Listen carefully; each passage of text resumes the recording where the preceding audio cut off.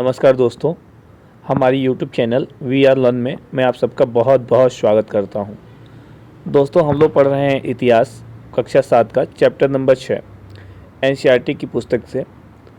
दोस्तों, इससे पहले हम लोग क्लास 6 की एनसीईआरटी ख़त्म कर चुके हैं, उसे आप लोग हमारे प्लेलिस्ट में जाके पढ़ सकते हैं। दोस्तों, हमारे चैप्टर का नाम है ईश्वर से अनुराग। आइए देखते हैं हमारा चैप्टर क्या कह रहा है। आपने लोगों को पूजा पाठ करते अथवा भोजन कीर्तन या कव्वाली गाते या चुपचाप ईश्वर के नाम का जाप करते हुए देखा होगा।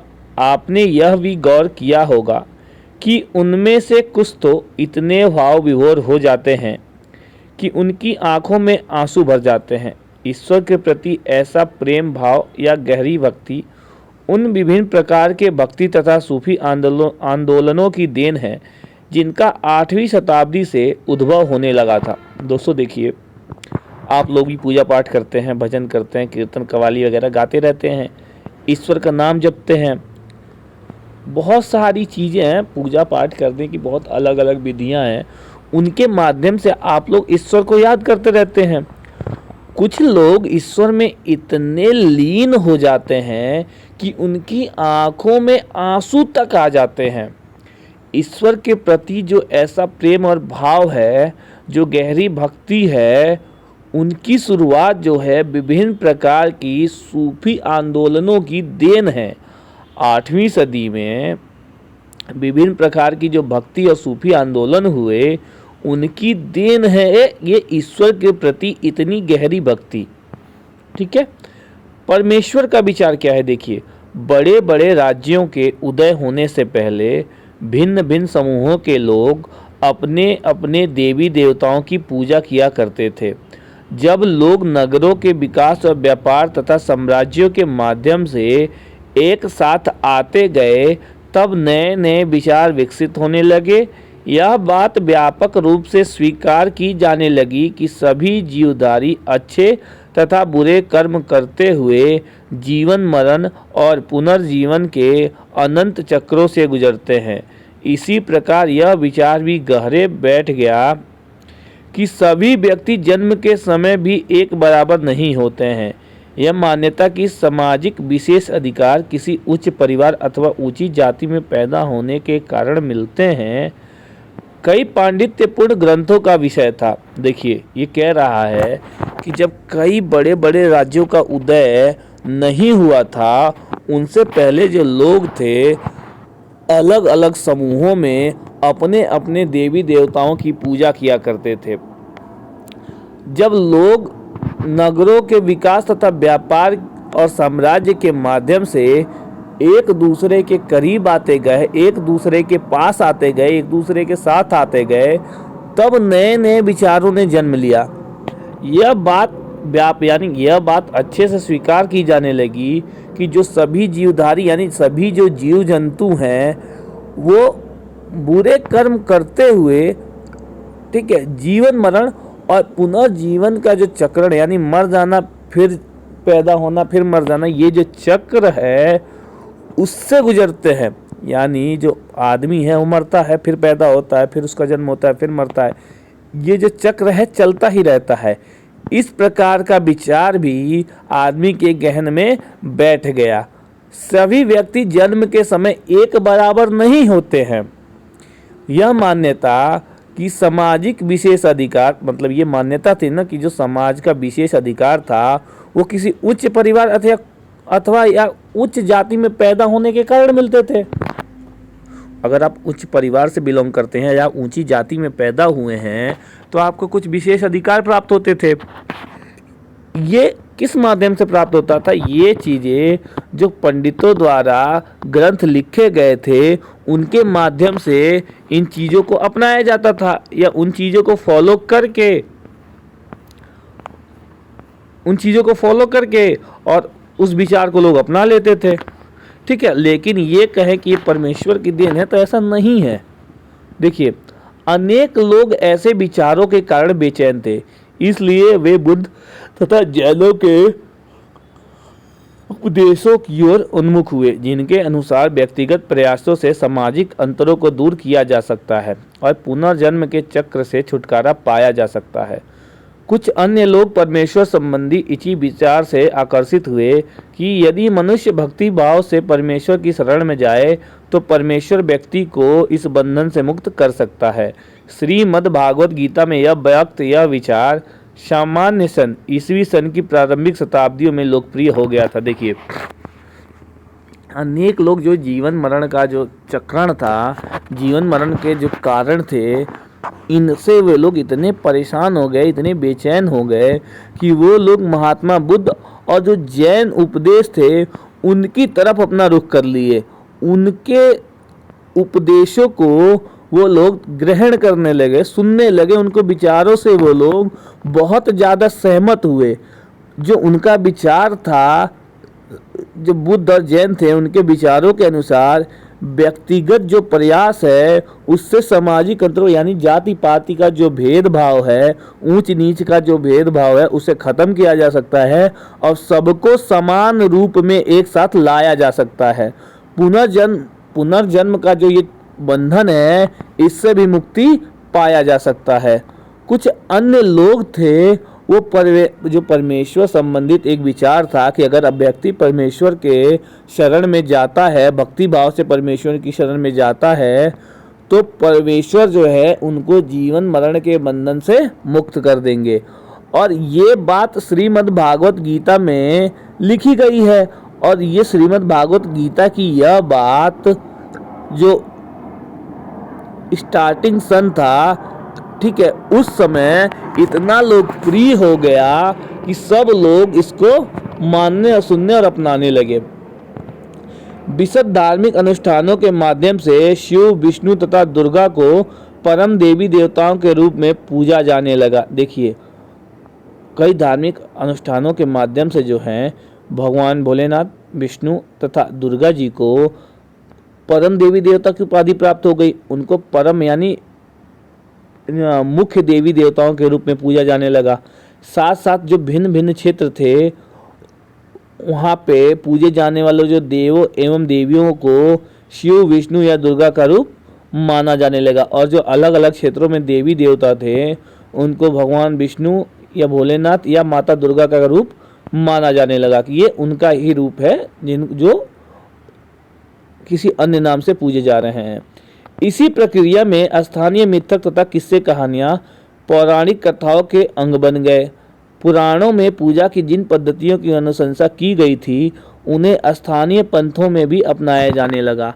आगे चलकर पुराणों में भी इस बात का उल्लेख किया गया कि भक्त भले ही किसी भी जाति पाति का हो, वो सच्ची भक्ति से ईश्वर की कृपा प्राप्त कर सकता है।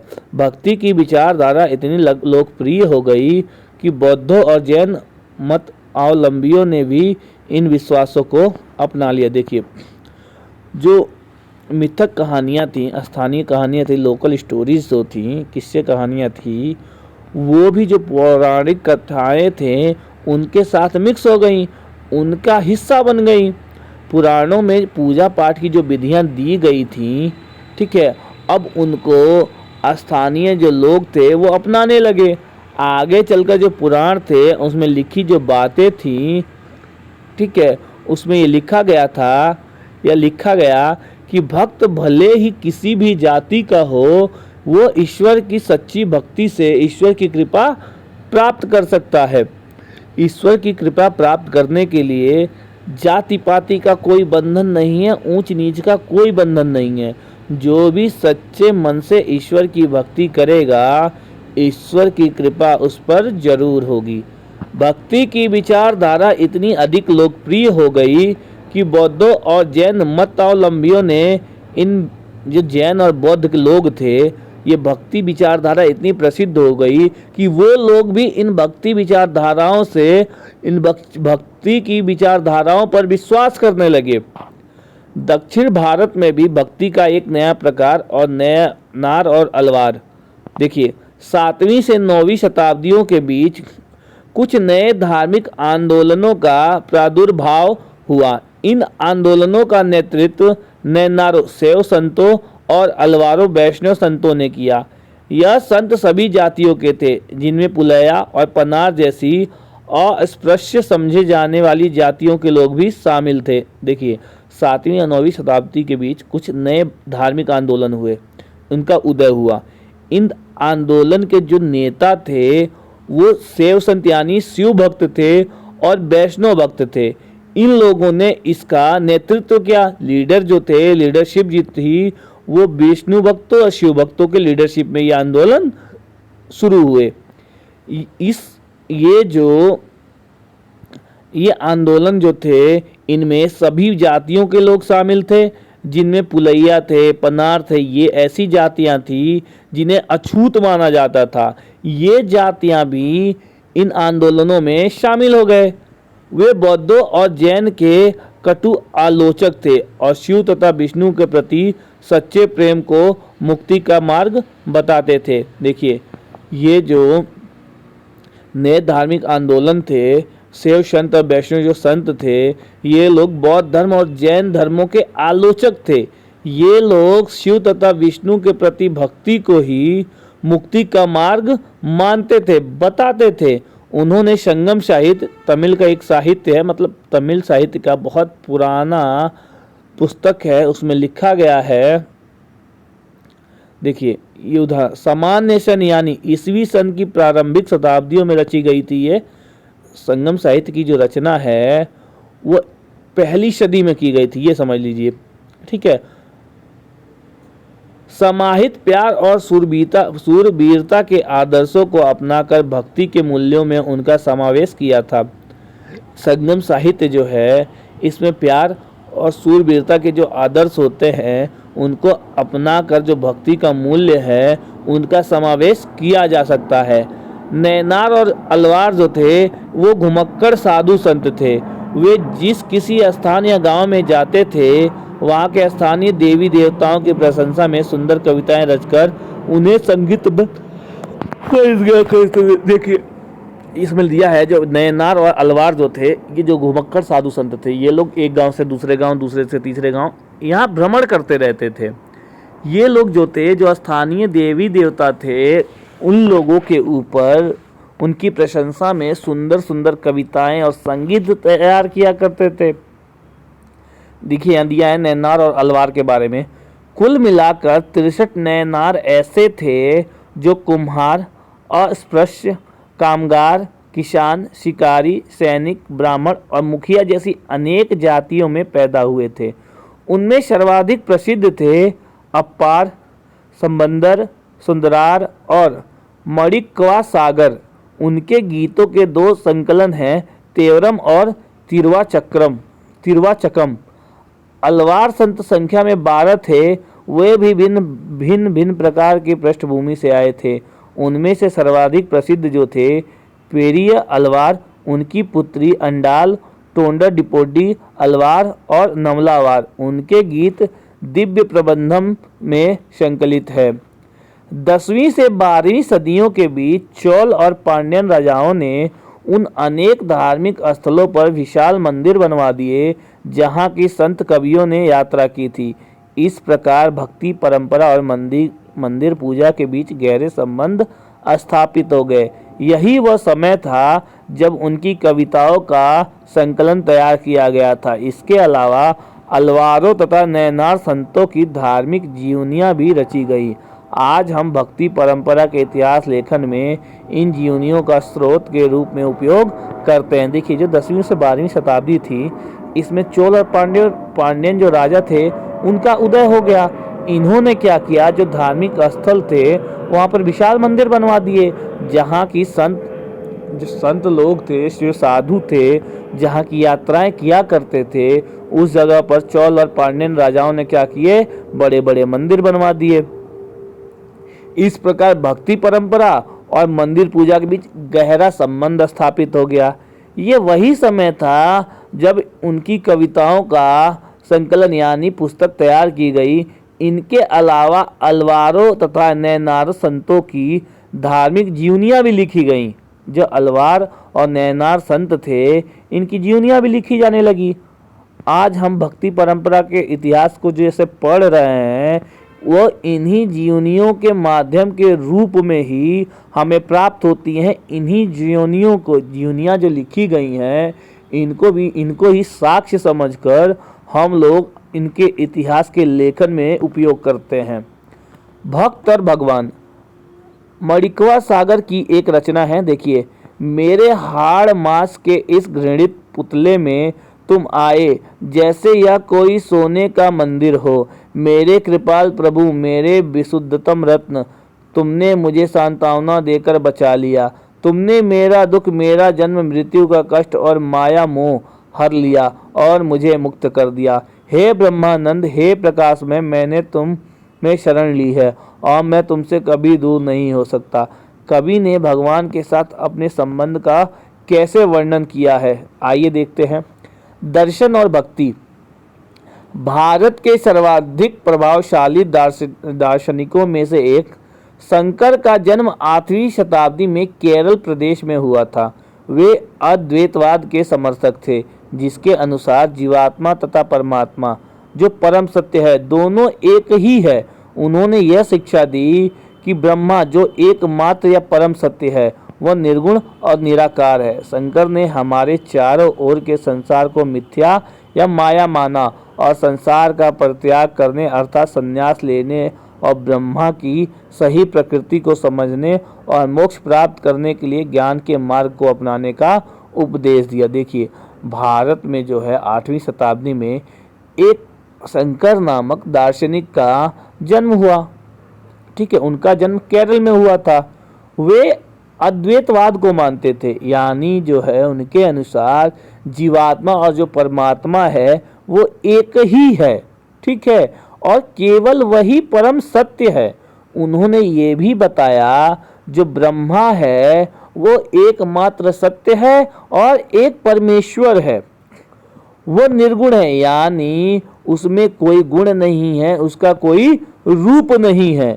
शंकर ने हमारे चारों ओर जो संसार है उसको मिथ्या या माया जाल माना। संसार का त्याग कर देना अर्थात यानी संन्यास लेना ही ब्रह्मा की सही प्रकृति। अगर आप संन्यास ले लेते हैं, संन्यास के माध्यम से ही जो परम ब्रह्म है उनकी प्रकृति को समझ सकते हैं और मोक्ष प्राप्त किया जा सकता है। रामानुज 11वीं शताब्दी में तमिलनाडु में पैदा हुए। वे विष्णु भक्त थे, अलवार संतों से बहुत प्रभावित थे। उनके अनुसार मोक्ष प्राप्त करने का उपाय विष्णु के प्रति अनन्य भक्ति भाव रखना है। देखिए, जैसे शंकर थे वो अद्वैतवाद के समर्थक थे। वो जो थे केवल पर ब्रह्म की उपासना करते थे। वो केवल ये मानते थे ब्रह्म ही सत्य है, उसका कोई रूप नहीं है, वो निराकार है। वहीं जो रामानुज थे वो तमिलनाडु में पैदा हुए। वो विष्णु भगवान के बहुत बड़े भक्त थे और जो अलवार संत थे उनसे बहुत प्रभावित थे। उनके अनुसार जो मोक्ष प्राप्त करने का साधन है वो केवल विष्णु के प्रति अनंत भक्ति भाव रखना ही है। भगवान विष्णु की कृपा दृष्टि से भक्त उनके साथ एक आकार होने का परम आनंद प्राप्त कर सकता है। रामानुज ने कहा कि विशिष्टाद्वैत के सिद्धांत को प्रतिपादित किया। जो रामानुज थे वो विशिष्टाद्वैतवाद का सिद्धांत मानते थे। उनके अनुसार आत्मा परमात्मा से जुड़ने के बाद भी अपनी अलग सत्ता बनाए रखती है। रामानुज के सिद्धांत ने भक्ति की नई धारा को बहुत प्रेरित किया, जो परवर्ती काल में उत्तरी भारत में विकसित हुई थी। बसवन्ना का बिरसैवाद। देखिए, हमने पहले पढ़ा कि तमिल भक्ति आंदोलन मंदिर पूजा के बीच क्या संबंध थे। इसके परिणाम स्वरूप जो प्रतिक्रिया हुई वह बसवन्ना और अलम्मा प्रभु और अकक महादेवी जैसे उसके साथियों द्वारा प्रारंभ किए गए। वीरशैव आंदोलन में स्पष्ट दिखलाई देती है। यह आंदोलन जो है 12वीं शताब्दी के मध्य कर्नाटक में प्रारंभ हुआ। ठीक है, वीरशैव आंदोलन जो है ये 12वीं शताब्दी में कर्नाटक के मध्य में प्रारंभ हुआ था। वीरशैव ने सभी व्यक्तियों की समानता के पक्ष में और जाति तथा नारी के प्रति व्यवहार के बारे में ब्राह्मणवादी विचारधारा के विरुद्ध अपने प्रबल तर्क प्रस्तुत किए। इसके अलावा वे सभी प्रकार के कर्म कांडों और मूर्ति पूजा के विरोधी थे। ठीक है, जो वीरशैव थे वो ब्राह्मणवाद जो था उसके विरोधी थे, और नारियों के लिए जो उनकी विचारधाराएं थी उसके भी विरोधी थे। वो जात पात, मूर्ति पूजा, कर्म कांड, इन सब में विश्वास नहीं रखते थे। देखिए वीरशैव के जो वचन थे वो दिए गए हैं नीचे। धनवान लोग शिव के लिए मंदिर बनाते हैं, मैं एक गरीब आदमी क्या करूँगा। मेरी टांगे खंबे हैं, शरीर तीर्थ मंदिर है, सिर उसकी छतरी है सोने की बनी हुई। जरा सुनो नदी संगम के प्रभु, खड़ी हुई चीज़ें कभी गिर जाएंगी, लेकिन चलने वाली सदा चलती रहेंगी। देखिए बसवन्ना ईश्वर को कौन सा मंदिर अर्पित कर रहा है? अपने शरीर का मंदिर यार। वो अपने शरीर के बारे में बता रहा है कि जो उसके टांगे हैं वो मंदिर के खंबे हैं, जो पूरा शरीर है वो तीर्थ मंदिर है यानी चारों धाम है, जो सर है वो मंदिर की छतरी है ऊपर वाली, और वो सोने की बनी हुई है। ये बात वो बता रहे हैं। दक्कन में देखिए भक्ति आंदोलन का आरंभ कैसे हुआ। 13वीं से 17वीं शताब्दी तक महाराष्ट्र में अनेक संत कवि हुए, जिनके सरल मराठी भाषा में लिखे गए गीत आज भी जन मन को प्रेरित करते हैं। उन संतों में सबसे महत्वपूर्ण थे ज्ञानेश्वर, नामदेव, एकनाथ और तुकाराम तथा सखुबाई जैसी स्त्रियां, तथा चोखा मेला का परिवार, जो अस्पृश्य समझे जाने वाली महार जाति का था। भक्ति की यह क्षेत्रीय परंपरा पंढरपुर में विठुल विष्णु का एक रूप पर जन मन के हृदय में विराजमान व्यक्तिगत देव ईश्वर संबंधित विचारों पर केंद्रित थी। देखिए 13वीं शताब्दी से 17वीं शताब्दी के बीच महाराष्ट्र में अनेक संत और कवि पैदा हुए, जिन्होंने जो अपनी रचनाएं लिखी थी वो सरल मराठी भाषा में लिखे थे। उनके गीत आज भी वहाँ के जन जन को प्रेरित करते हैं। उन संतों में सबसे महत्वपूर्ण जो थे वो ज्ञानेश्वर थे, नामदेव थे, एकनाथ थे, तुकाराम थे, सखुबाई थी और चौखा मेला का परिवार था, जो अछूत समझे जाते थे, और वो अछूत समझे जाने वाले महार जाति से संबंधित थे। भक्ति का जो ये क्षेत्रीय परंपरा था ये पंढरपुर में विठुल यानी विष्णु जी के रूप में पूजे जाते थे और उनके ऊपर ही आधारित था। ठीक है, विष्णु जी को जन मन के हृदय में विराजमान व्यक्तिगत ईश्वर संबंधित विचारधारों पर केंद्रित थी। इन संत कवियों ने सभी प्रकार के कर्मकांडों, पवित्रता के ढोंगों और जन्म पर आधारित सामाजिक अंतरों का विरोध किया।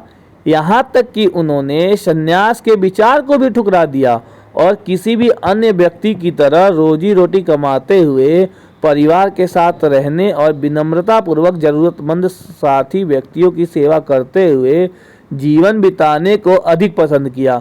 उन्होंने इस बात पर बल दिया कि असली भक्ति दूसरों के दुखों को बांट लेना है। इससे एक नए मानवतावादी विचार का भी उद्भव हुआ। जैसा कि सुप्रसिद्ध गुजराती संत नरसिंह मेहता ने कहा था, वैष्णो जन तो तेने कहिए, पीर पराई जाने रे। देखिए ये तुकाराम थे, इनके बारे में कुछ लिखा हुआ है।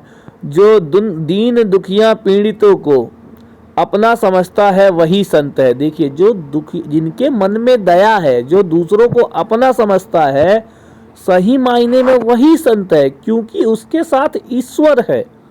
वह हर एक परित्यक्त व्यक्ति को अपने दिल से लगाए रखता है। वह एक दास के साथ भी अपने पुत्र जैसा व्यवहार करता है। तुकाराम का कहना है, मैं यह कहते कहते कभी नहीं थकूंगा, ऐसा व्यक्ति स्वयं ईश्वर है। यहाँ चोखा मेला के पुत्र द्वारा भी एक रचित अभंग दिया गया है। तुमने हमें नीची जाति का बनाया, मेरे महाप्रभु तुम स्वयं यह स्थिति स्वीकार करके तो देखो। हमें जीवन भर जूठन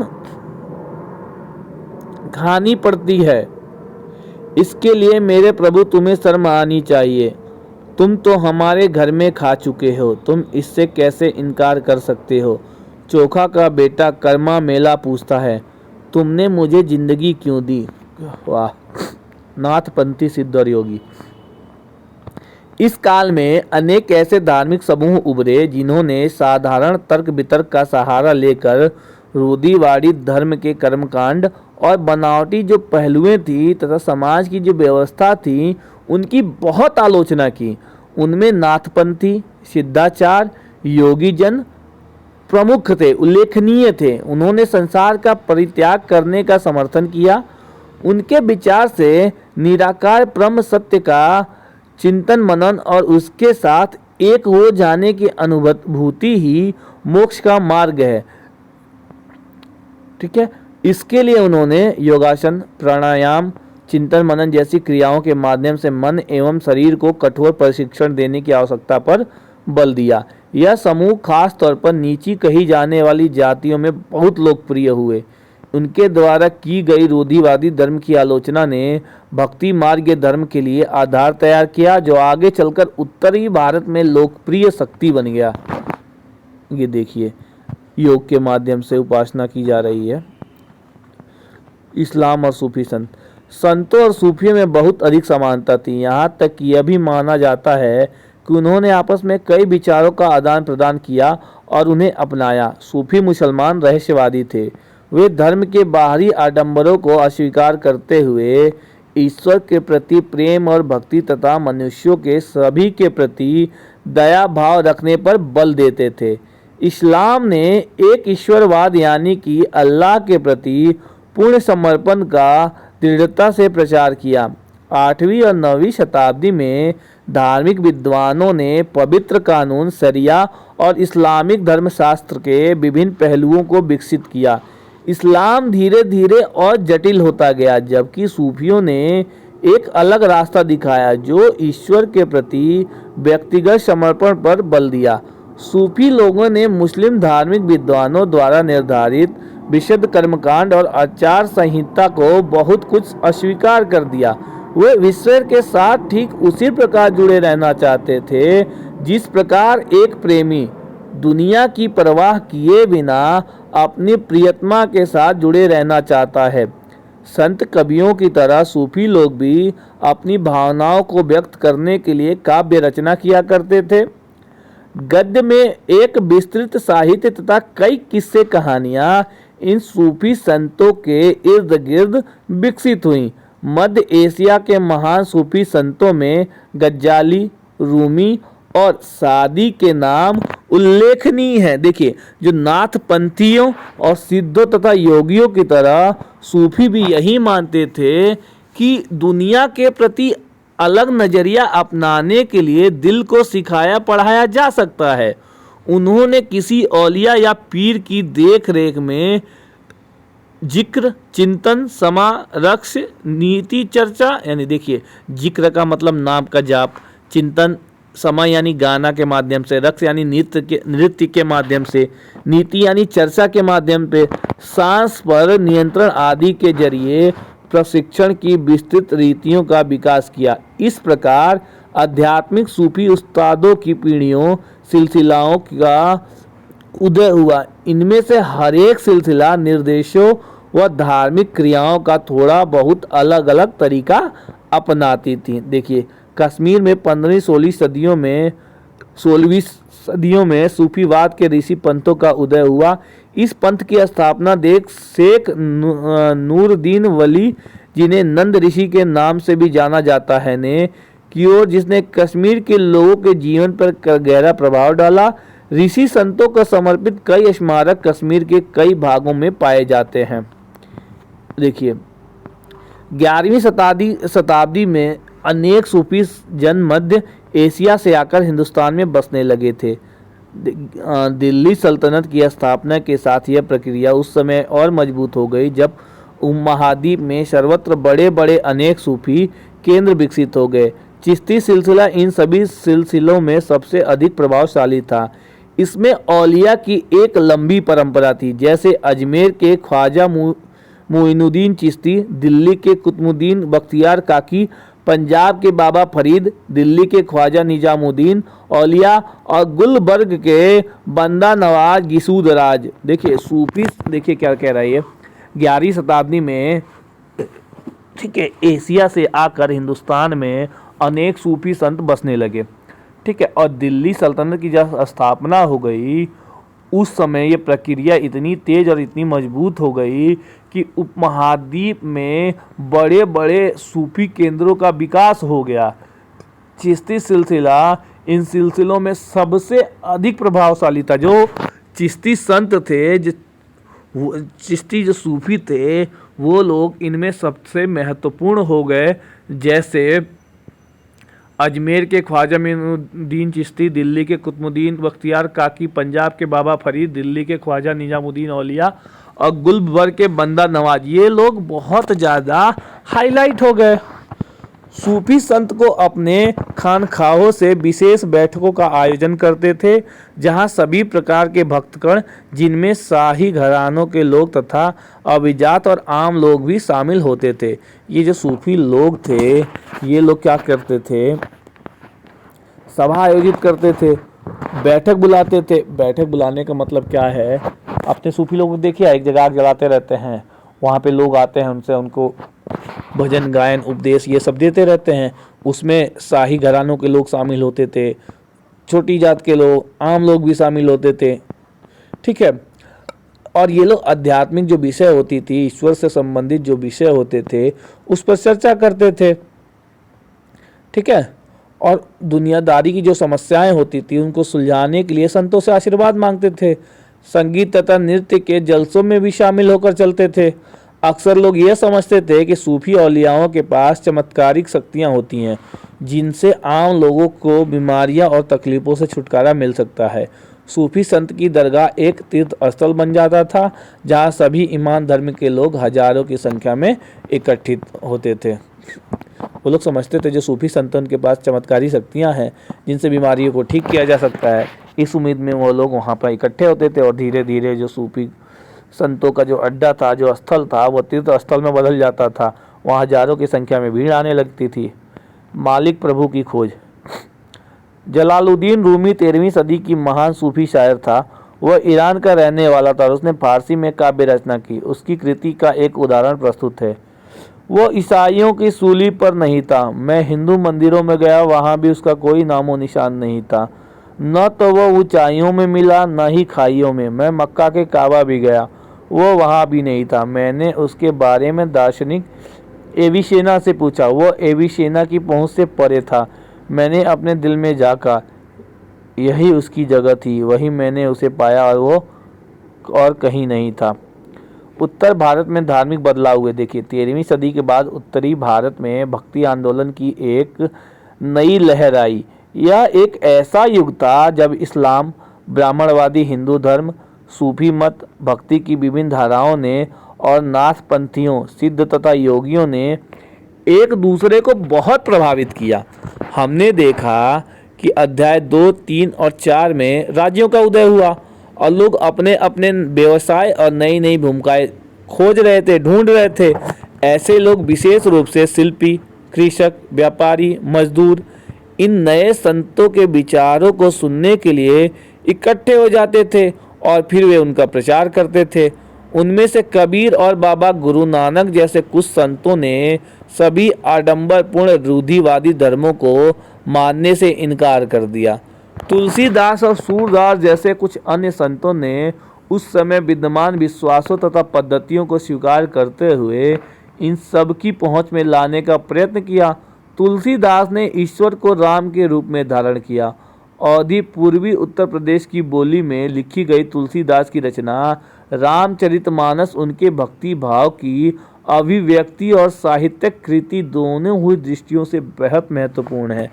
सूरदास जी श्री कृष्ण के अनन्य भक्त थे। उनकी रचनाएं सूरसागर, सुरसारावली और साहित्य लहरी में संग्रहित हैं एवं उनके भक्ति भाव को अभिव्यक्त करती हैं। असम के जो शंकर देव थे, इन्हीं के ये समकालीन थे। विष्णु की भक्ति पर बल दिया और असमिया भाषा में कविताएं तथा नाटक लिखे। उन्होंने ही नामघर, कविता पाठ और प्रार्थना गृह स्थापित करने की पद्धति चलाई, जो आज तक चल रही है। इस परंपरा में दादू दयाल, रविदास, मीराबाई जैसे संत भी शामिल थे। मीराबाई एक राजपूत राजकुमारी थी, जिनका विवाह है 16वीं शताब्दी में मेवाड़ के एक राजसी राजघराने में हुआ था। मीराबाई रविदास जो अछूत जाति के माने जाते थे, उनकी अनुयायी बन गई। वे कृष्ण के प्रति समर्पित थी और उन्होंने अपने गहरे भक्ति भाव को कई भजनों में अभिव्यक्त किया है। उनके गीतों ने उच्च जातियों के रीतियों नियमों को खुली चुनौती दी तथा ये गीत राजस्थान और गुजरात के जनसाधारण जो आम लोग थे उनमें बहुत लोकप्रिय हुआ। इन संतों में से अधिकांश का विशिष्ट अभिलक्षण यह है कि इनकी कृतियाँ क्षेत्रीय भाषाओं में रची गई और इन्हें आसानी से गाया जा सकता था, इसलिए यह बेहद लोकप्रिय हुई।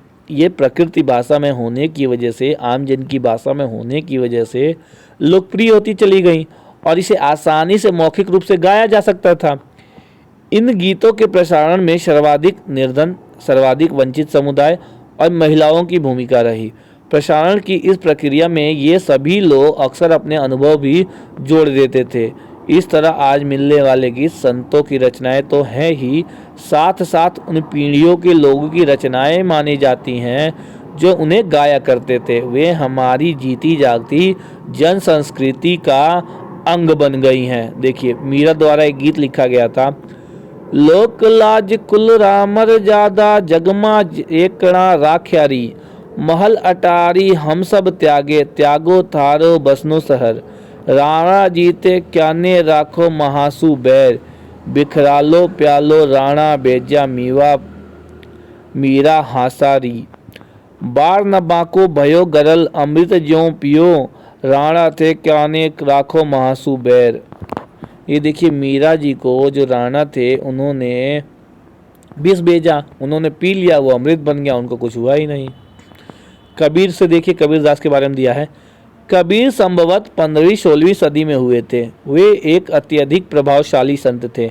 उनका जो पालन पोषण था वो बनारस में या उसके आसपास एक मुसलमान जुलाहा यानी बुनकर परिवार में हुआ था।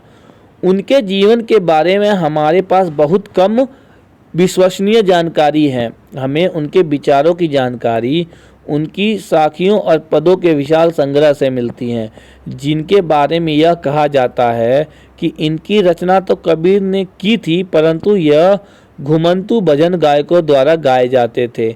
इनमें से कुछ भजन गुरु ग्रंथ साहिब पंचवाणी और बीजक में संग्रहित एवं सुरक्षित है। कबीर की एक रचना देखिए, अला राम ज्यूं तेरे नाई, बंदे ऊपरी मिहर करो मेरे साईं, क्याले माटी भूई सु, मारे क्या जल देह निहावे, जो करे मस्कीन सतावे, गुनही रहे छिपाए, ब्राह्मण ब्यारी करे 24, काजी महरम जान, 11 मास जूदे क्यों किए, एक ही माही समान, पूर्वी दिशा हरि का बसा, पश्चिमी अलह मुकामा, दिल ही खोजी दिले ही भीतर, यहाँ राम रहीमाना। इन दोहों में दिए गए विचार किस रूप में बसौना जलालुद्दीन रूमी के विचारों में समानता है। देखिए, कबीर के उपदेश जो थे प्रमुख धार्मिक परंपराओं की पूर्ण एवं प्रचंड अस्वीकृति थी, उस पर आधारित थी। उनके उपदेशों में जो ब्राह्मणवादी हिंदू धर्म और इस्लाम दोनों की बाह्य आडंबरपूर्ण पूजा के सभी रूपों का मजाक उड़ाया गया है। उनके काव्य की भाषा बोलचाल की हिंदी थी जो आम आदमियों द्वारा आसानी से समझी जा सकती थी। उन्होंने कभी कभी रहस्यमयी भाषा का भी प्रयोग किया जिसे समझना कठिन होता है। कबीर निराकार परमेश्वर में विश्वास रखते थे। उन्होंने ये उपदेश दिया कि भक्ति के माध्यम से ही मोक्ष यानी मुक्ति प्राप्त हो सकती है। हिंदू तथा मुसलमान दोनों लोग उनके अनुयायी हो गए। बाबा गुरु नानक, नज़दीक से देखिए गुरु नानक के बारे में। कबीर की अपेक्षा, देखिए यहाँ दिया है, कबीर की अपेक्षा जो बाबा गुरु नानक थे वो 1469 से 1539 के बारे में, ये मतलब ये उनका पीरियड था, टाइम पीरियड, हम कहीं अधिक जानते हैं। कबीर दास के बारे में वैसे तो हमें ज़्यादा जानकारी प्राप्त नहीं है, मगर गुरु नानक के बारे में बहुत सारी जानकारी प्राप्त है। तलवंडी पाकिस्तान में इनका जन्म हुआ था, ठीक है। गुरु नानक जो थे वो करतारपुर यानी रावी नदी के तट पर उनका डेरा था। उन्होंने एक केंद्र स्थापित किया और उससे पहले इन्होंने कई यात्राएं भी की। उन्होंने अपने जो उनके अनुयायी थे, उनके मानने वाले थे, उनके लिए करतारपुर में एक नियमित उपासना पद्धति अपनाई, जिसके अंतर्गत उन्हीं के शब्दों को गाया जाता था। उनके जो मानने वाले थे अपने अपने पहले धर्म या जाति अथवा लिंग भेदभाव को छोड़कर एक साझी रसोई में, मतलब एक ही रसोई में इकट्ठे होते थे और खाते पीते थे, जिसे लंगर कहा जाता था। बाबा गुरु नानक ने उपासना और धार्मिक कार्यों के लिए जो जगह नियुक्त की उसे धर्मशाला कहा गया। आज इसे गुरुद्वारा कहते हैं। देखिए, जिसे आज गुरुद्वारा कहते हैं उसे पहले धर्मशाला कहा जाता था। 1539 में अपनी मृत्यु के पूर्व बाबा गुरु नानक ने एक अनुयायी को अपना उत्तराधिकारी चुना, जिनका नाम लहड़ा था, लेकिन यह गुरु अंगद के नाम से जाने गए।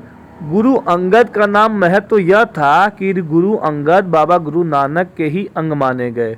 गुरु अंगद ने बाबा गुरु नानक की रचनाओं को संग्रह किया, यानी संजोया।